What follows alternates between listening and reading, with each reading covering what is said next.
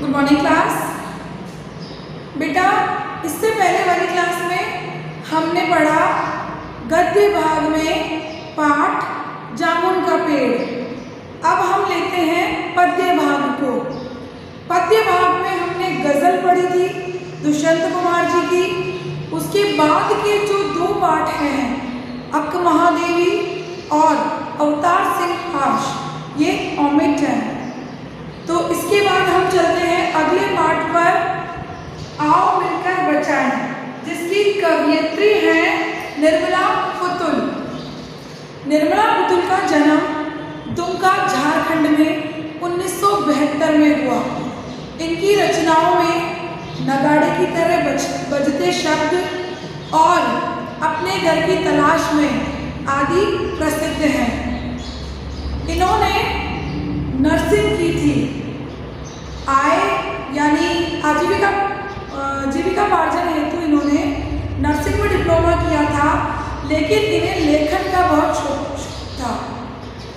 ये झारखंड की रहने वाली थी। झारखंड में जो संथाल क्षेत्र है उसके बारे में इन्होंने अपनी कविता में वर्णन किया है कि आओ मिलकर बचाएं। तो इस कविता में इन्होंने आदिवासी संस्कृति बचाने पर जोर दिया है और अपने क्षेत्र की सभ्यता, संस्कृति, उसका मूल परिवेश, व्यवहार आदि को सहेजने, बचाने पर जोर दिया है। जैसे कि हमारे राजस्थान में मारवाड़ क्षेत्र है, मेवाड़ है, डूंगाड़ है, हाड़ौती है, इसी प्रकार ये झारखंड के संथाल क्षेत्र की थी।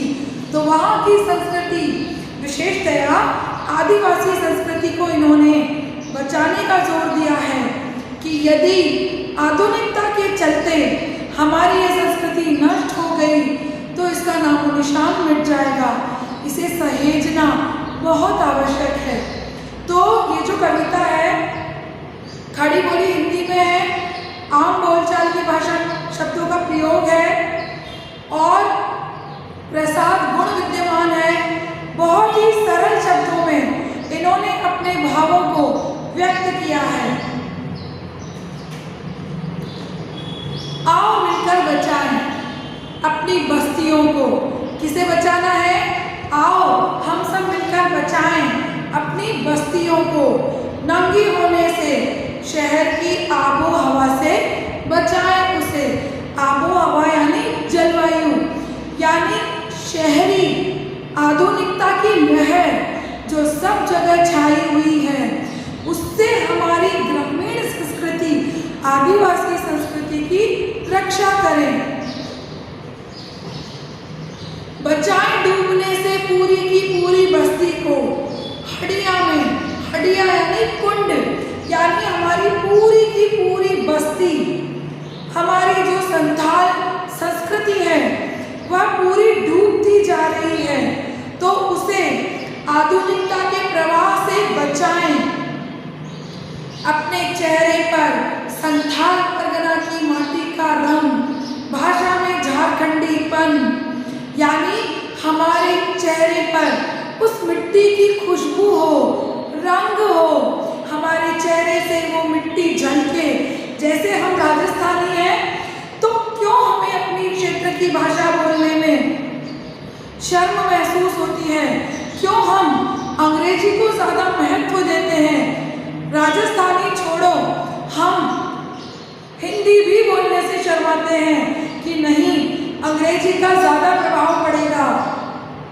तो ये कह रहे हैं कि अपने संथाल क्षेत्र की मिट्टी का रंग हमारे चेहरे पर हो, भाषा में झारखंडीपन हो, यानी हर क्षेत्र की अपनी भाषा बोली होती है, तो उसे बचाकर रखें, उससे शर्माएं नहीं। ठंडी होती दिनचर्या में जीवन की गर्माहट, यानी ग्रामीण संस्कृति में एक अलग ही जीवन का जोश होता है।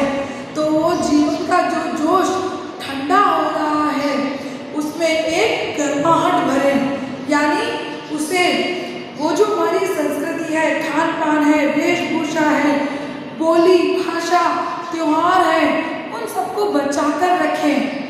आधुनिकता के चलते हम उसे नष्ट भ्रष्ट ना होने दें।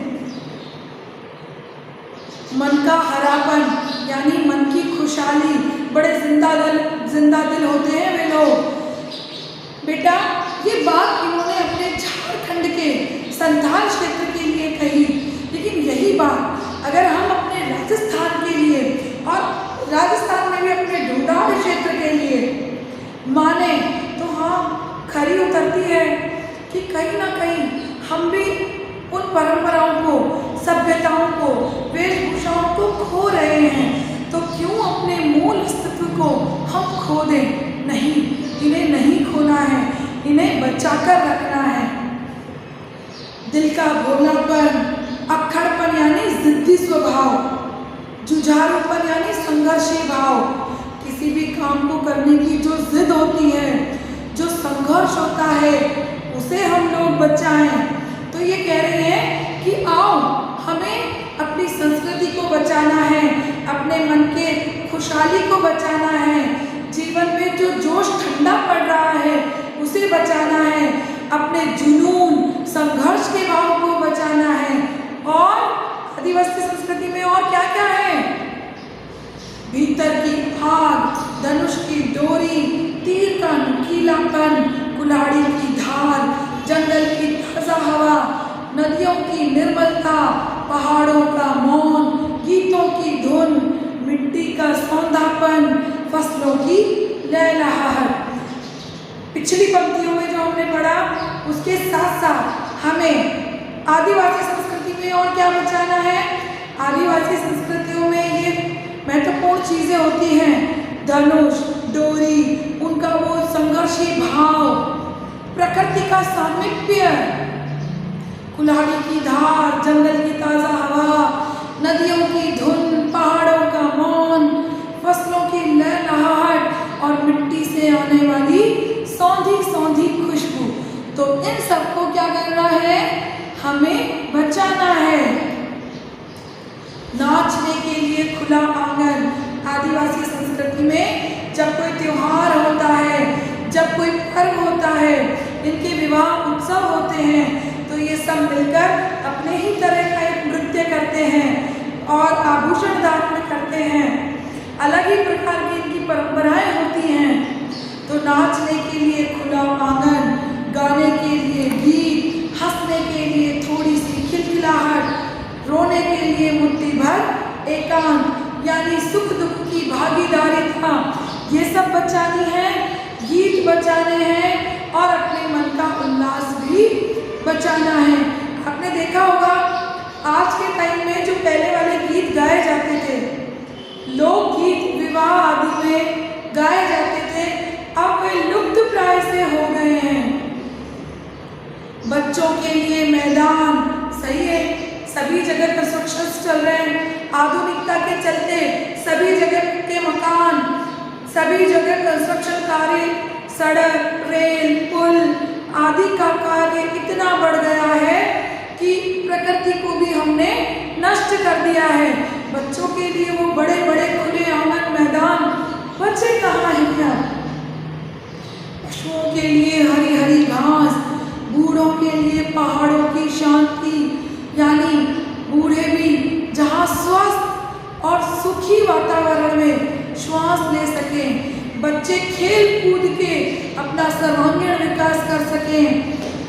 तो प्रकृति के सामीप्य का कितना महत्वपूर्ण महत्ता बताई है कि इस प्रकृति को जिंदा रखो, और प्रकृति हमारी पुरानी संस्कृति को जीवित रखने से ही होगी।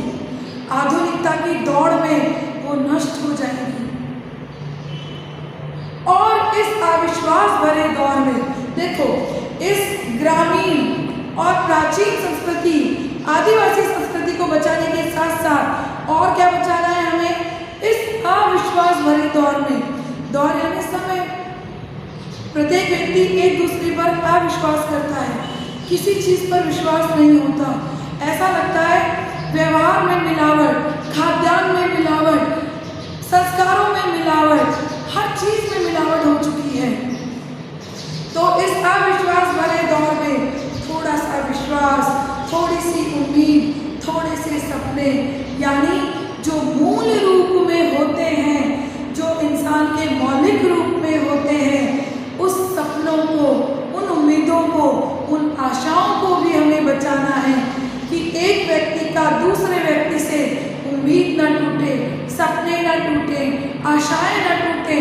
उन्हें भी हमें बचा कर रखना है। आओ मिलकर बचाएं कि इस दौर में भी बचाने को बहुत कुछ बचा है अब भी हमारे पास। निर्मला पुतुल जो है इस कविता की कवयित्री, वो कहती हैं कि अब भी हमने सब कुछ खोया नहीं है, अब भी हमारे पास बहुत कुछ बचा है बचाने को, लेकिन ये किसी एक व्यक्ति के करने से संभव नहीं होगा, इसमें हमें संगठन से कार्य करना होगा। तो आओ मैं आप सबका आह्वान करती हूँ, इस संस्कृति, सभ्यता, अपने मूल व्यवहार इनको बचाएं। बेटा आपको इनका ट्रांसलेशन करना है, वर्क शेयर करना है, उसी के थ्रू आपकी अटेंडेंस होगी। एक इन्फॉर्मेशन मैं आपको और दे दूँ कि जिन बच्चों का रेगुलर वर्क आ रहा है उन्हीं बच्चों का सेकंड टेस्ट लिया जाएगा। तो मिलते हैं नेक्स्ट क्लास में, तब तक के लिए धन्यवाद।